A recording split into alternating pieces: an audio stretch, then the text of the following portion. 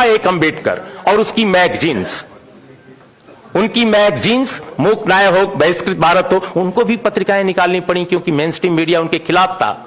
Main stream media में उनको जगह नहीं मिलती थी। एक ऐसे आदमी को मैं भी, जानते हैं अंबेडकर को, बहुत बाद में पढ़ा क्योंकि हिंदी क्षेत्र में, मैं उत्तर प्रदेश से आता हूं, इलाहाबाद यूनिवर्सिटी में पढ़ता था। उन दिनों जेएनयू आने से पहले अंबेडकर मिलते ही नहीं थे, दिखते नहीं थे।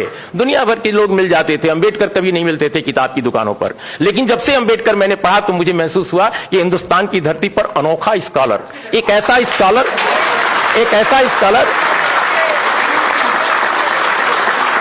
स्कॉलर जिसके पास जितने इस देश के इंटेलेक्चुअल्स हैं आजादी की लड़ाई के, हम सबको सैल्यूट करते हैं, लेकिन वैसा इंटेलेक्चुअल एक मतलब जिसके पास इतना बड़ा विचार दर्शन है। हम तो पहले समझते थे, बहुत सारे लोगों ने समझा रखा था कि वो दलितों के आइकन हैं, वो संविधान बनाने वाले एक व्यक्ति हैं, वकील हैं। वो बाद में समझ में आया कि कितना बड़ा दार्शनिक है जिसने वेद को, उपनिषद को, पुराणों को, तमाम संस्कृत के ब्राह्मण पंडितों से ज्यादा पढ़ा है।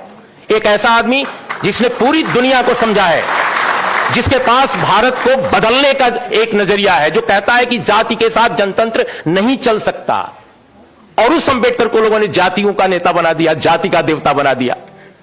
वो अंबेडकर कहते हैं कि जातियों के साथ समाज में, हमारे देश में यह जनतंत्र नहीं कायम रह सकता। एफर्मेटिव एक्शन उस अंबेडकर की देन है अपने देश में। और एफर्मेटिव एक्शन क्यों है? जातियों को बढ़ाने के लिए नहीं, इस समाज में जनतंत्र कायम करने के लिए। गैर बराबरी का जो पूरा का पूरा विकराल ये रूप था भारत में सदियों से चला रहा, उसको बदलने का था। एक अंबेडकर ने भारत में यहां के करोड़ों आदिवासियों, करोड़ों दलितों और ओबीसी के लिए भी आरक्षण को प्रतिपादित किया। एक अंबेडकर ने। आज उसी अंबेडकर के कारण इतने दलित नेता, इतने पिछड़े नेता, इतने आदिवासी नेता हैं। अब सबके रहते हुए आरक्षण लुट गया। इन सबके रहते हुए आरक्षण खत्म। एक अंबेडकर ने लाया आरक्षण। सारे नेताओं ने, जो अंबेडकर के भक्त कहते हैं, किसी को कभी मंडल के भक्त कहते हैं, उनके रहते हुए अंबेडकर लूट लिया गया आरक्षण को। ये आज के भारत का दर्शन है, आज के भारत का परिदृश्य है। मित्रों, अंत में मैं एक बात कह के कंक्लूड करूंगा अपनी बात। बहुत सारे मित्रों को कहना है कि देखिए, हर क्षेत्र में डिटोरिएशन हुआ है। जर्नलिज्म में भी एक जमाना था, जैसा मैंने कहा, कि अंबेडकर को नहीं छापा जाता था, अंबेडकर को नहीं सुना जाता था। लेकिन एक दौर ऐसा भी आया जब अपने समाज में गणेश शंकर विद्यार्थी जैसे पत्रकार थे। एक जमाना था जब प्रेमचंद जैसे लेखक और पत्रकार थे। मुझे विश्वास है कि अगर गणेश शंकर विद्यार्थी होते, सवर्ण समाज में पैदा हुए, तो आज यहां मंच पर होते वो भी। लेकिन आप बताइए मुझे कि यहां पर मुझे क्यों आना पड़ रहा है? मैं नहीं चाहता। मैं चाहता हूं कि मनोज झा की तरह एक और बड़ा पत्रकार भी यहां होता। मनोज झा क्यों यहां है? मनोज झा इसलिए नहीं है कि वो राष्ट्रीय जनता दल में है। मैं इनके पूरे खानदान को जानता हूं, क्योंकि नवभारत टाइम्स में बिहार में मैं एक बार ट्रांसफर करके गया था। 8.5 साल बिहार रहा हूं। इनके परिवार के लोगों ने सामाजिक न्याय की लड़ाई भी लड़ी है। रमेश जी इनके परिवार में रहे हैं। रमेश झा, देखिए, हमारे नेताओं ने कॉन्स्टिट्यूएंसी बनानी शुरू की, विचारधारा पर काम नहीं किया। आज अगर तेजस्वी यादव की पार्टी के रघुवंश बाबू नाक बहुत सिकोड़ते हैं कि वैशाली के, चूंकि उनको चुनाव वहां लड़ना है, कि आरक्षण क्यों ऐसे, इस पर नहीं बोलना चाहिए था, इस पर ये स्टैंड लेना है, क्यों? हम साफ साफ आज बोलना चाहते हैं कुछ बातें, बिल्कुल कंक्लूड कर रहे हैं। इसलिए कि उनको डर है कि अपर कास्ट को कोर्ट नहीं देगा। अरे भाई, अपर कास्ट को आपने समझाया ही नहीं, अपर कास्ट को आपने समझाया ही नहीं।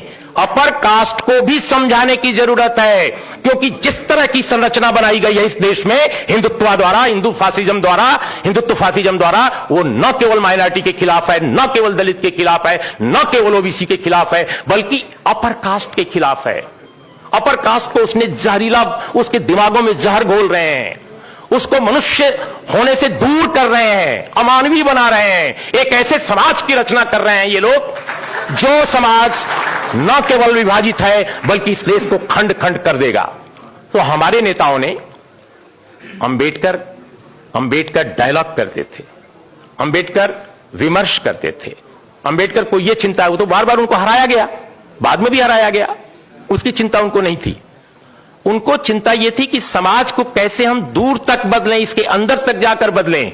वो काम हमने नहीं किया। हमारे नेता सिर्फ और सिर्फ कॉन्स्टिट्यूएंसी की बात कर रहे हैं। आप जब तक विचार की लड़ाई नहीं लड़ोगे, ये चीज नहीं बदलेगी जो हम बदलना चाहते हैं। इसलिए मित्रों, बिल्कुल लास्ट में मैं ये कहूंगा, लेट मी सी, हाँ, अब वो कह रहे हैं कि ये जो अब कोटा के बाद हम थोड़ी देर बोलना चाहते हैं इस पर रोस्टर पे। देखिए रोस्टर का जो मामला है, जैसा सभी ने कहा, आप सब लोगों ने आंकड़े पढ़े हैं, इंडियन एक्सप्रेस ने पूरे आंकड़े छापे थे, आरटीआई से लेकर छापे थे।